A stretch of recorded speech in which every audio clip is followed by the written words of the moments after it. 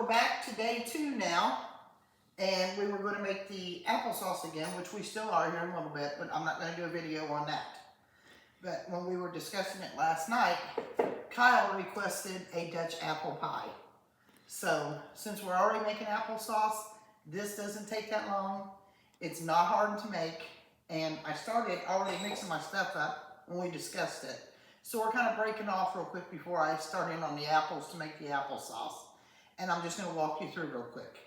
Normally, this is the way we would start off. You would make your pie crust. Or, as in my case, I don't have time and I'm not going to mess with making homemade pie crust. So here's what I had him to do. He was running right by the store and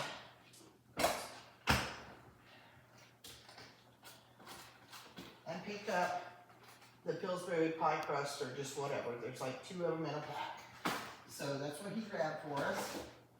And I let that just sit out on the counter for a little bit. And now we're going to start just going around through here. I started doing this and I thought, well, I might as well finish by showing you this. There's some people don't know how to do it. Mine's not perfect. It's probably not going to be, but it still tastes the same. So this is the way I do it. I take my finger and my thumb like this and kind of pinch it. After you lay it out and it's kind of soft and pliable, you want to kind of bend that down to where it's a little thicker on the crust than the rest of it. And by the crust, I mean this area up here. As you can see, it's not real pretty. I'll go back over that. I stopped midway so I could show you guys this, and I kind of got off my rhythm with it, but that's okay. It's going to be a Dutch apple pie anyways, so it's going to have a lot of crumbly stuff on top. But this is the way that you would normally do it. Take that and I kind of roll it down and pinch it. And just because I'm in a hurry, if I was going to take this out to a dinner or something like that, I'd probably be a little more careful with it, just to try and make it a little prettier. But it's just us, and it's just something that he requested while I was doing apples. And I thought, well, this will make a good video for people who don't know. Now, this is what you start with. This is your crust. I'm going to set this over to the side. And let me just run you through what I was doing. So on this here, I just kind of guesstimate. So I had already started into this because, like I said, I'm notorious and I'm also bad for never measuring anything out. I'm just used to doing it, so I just throw it in there.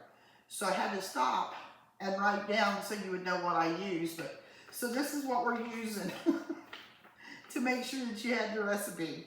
I use like a half a cup of the brown sugar. I'm sorry, a half a cup of like granulated sugar, the white sugar, a 1/4 a cup of brown sugar, about 3 tablespoons of flour. I took a half a teaspoon of cinnamon, 1/4 a teaspoon of nutmeg, and I'm going to mix that all up like I did and set it to the side, because when I get the apples done here in a minute, we're going to rinse them and we're going to use a teaspoon of lemon juice. I've got my lemon juice over there. And then we're going to take this and mix in with the apples, and we're going to put it straight in the pie crust. We're not going to cook it or anything. We're just going to mix it all together and put it in the pie crust. And then, just because I'm in a hurry and want to do my applesauce, I went on and I started mixing the stuff for my topping. Because it's going to be a Dutch apple pie, I used about 3/4 tablespoon cup of flour, and about a 1/4 of a cup of brown sugar, 1/4 a cup of sugar, and I'm going to take some softened butter, about a 1/3 cup of that, and we're going to mix that all together, which I'll show you later. This is how it looks now before the butter. I've got all the other ingredients but the butter mixed in here, and then I'll show you how we do that to where it looks like small pebbles or something, or like little tiny sand pieces, and that's what you sprinkle on top of the pie, but we'll come back to that. So now we're going to set this to the side, and that's what I wrote this down. Let's see if I got it right. 3/4 cup of flour, 1/4 a cup of brown sugar, 1/4 a cup of white sugar, and about a 1/3 a cup of butter. I wrote that down on that piece, just so I would give you a recipe on it. That's the extent of the ingredients that we're going to need for this pie. So we're going to come over here, start peeling these apples. When you do apples, like everything else, I guesstimate. I've got 5 apples here. I'm going to kind of keep an eye on it to where, depending on how much you want in your pie crust, I figure this will fill it up, and it might even make it heaping. So I don't want it over, you know, really high with apples. So I'm going to kind of look at it as we go. But right around 5 apples. So if you want to break off after I get done peeling these.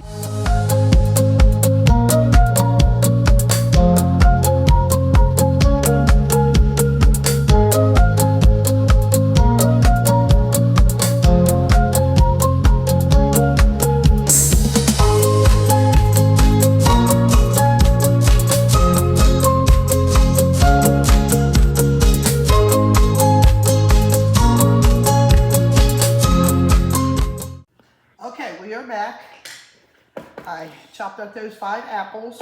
You can see about how many that made. I rinsed them off really good. So now that's what I'm going to do. I'm going to reach over here and get a little bit of the lemon juice. And about a teaspoon, just enough. Give it a little kick, tiny little squirt, something like that. About a teaspoon. So I'm going to mix that around.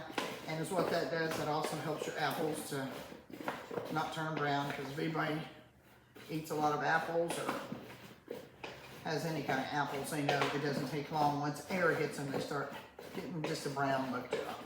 On my applesauce, it really didn't matter, because if you see here from the applesauce videos I was making last night, I put cinnamon in it anyways. It's brown. So anyways, I showed you how I mixed all my stuff together. This was my flour and brown sugar, white sugar, cinnamon, and nutmeg. And then my squirt of lemon. So I'm going to take this, and I had it all measured, or I didn't measure it, but I told you what I used for your measurements. And we're going to dump this right in here. And we're just going to give this a good toss. Make sure all my apples are covered really good. You can smell that cinnamon. A little bit of nutmeg there.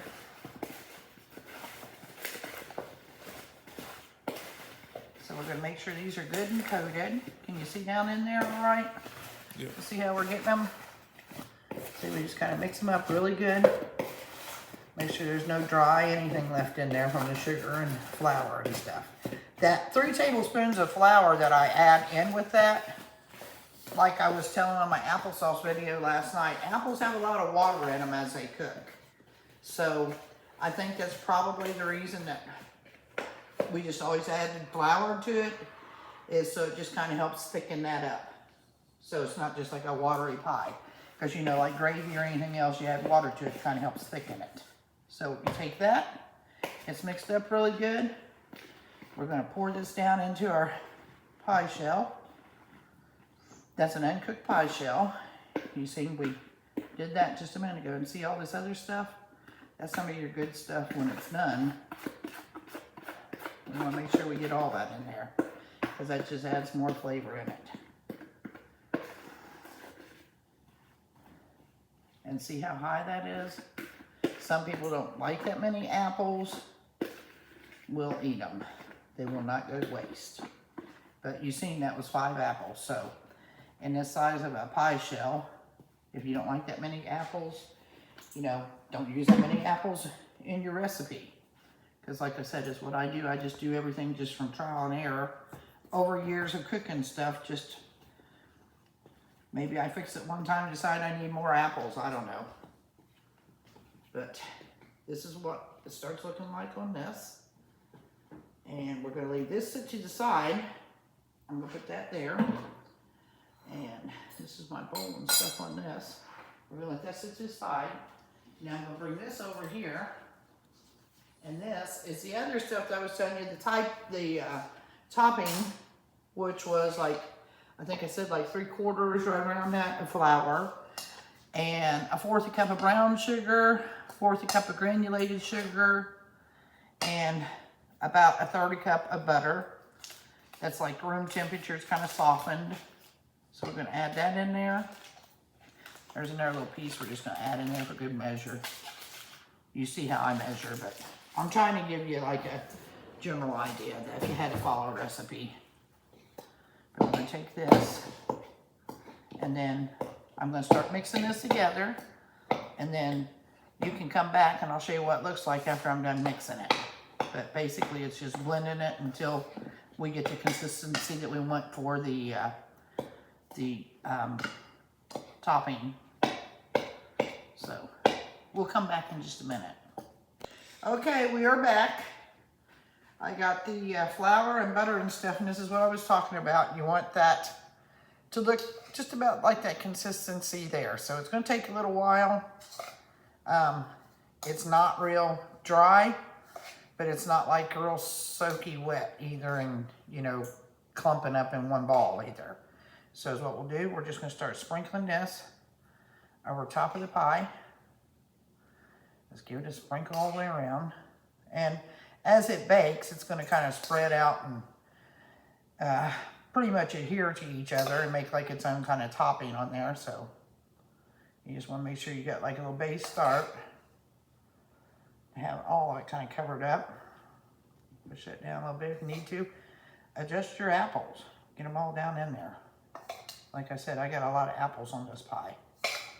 But Kyle likes a lot of apples on his pie. So he'll be a happy camper, right, Kyle? Mm-hmm. This is one of his favorite things that he likes for me to make, is the Dutch apple pie. So you see how we've kind of got this coated around here? That's just about perfect for that pie on this much here. We've about got everything completely covered. And like I said, as it starts heating up, because the butter's in there, it'll kind of do its own melt thing over it anyway. So I'm going to finish this out. And I've used that whole little bit right there. So when you're done with that, now you want to take it and just for cleanup's sake, put it, just save yourself the headache. Put it on a baking sheet or a pizza pan or something, and put it like this in case it bubbles over, you don't have a big mess. So we've got the oven over here, preheated. I've got it like on, I think the temperature usually is like around 375 or something like that, but I put the temperature here at 360. So we're gonna bake that in there for right around 50 minutes, something like that. I'll keep checking it. From like in the next 45 minutes, I'll kind of give it a check, see where we're at with it, and then we'll come back and show you. So now we just wait. Okay, when I left you last, I was working on my pie, and then I said, while that was baking, I was gonna chop up the last of my apples. Here they are. So this is gonna be the ending of my applesauce, and I had that on TikTok last night, making the applesauce. I've got my jars here for that, keeping them hot. And this was the pie that we was working on for Kyle. I just got that out of the oven, so that is our Dutch apple pie and how it turned out. Maybe the crust isn't so pretty because we were in a hurry with it, but we got it done. So that's our Dutch apple pie. Not hard to make at all. So here we are. This is our Dutch apple pie. It was easy to fix. I kind of walked you all through it. And as I said the other day, I'm kind of doing these videos and stuff for my kids and grandkids. But if you like it, share it, comment below, and we'll see what we can make next. We'll try anything. So just let us know.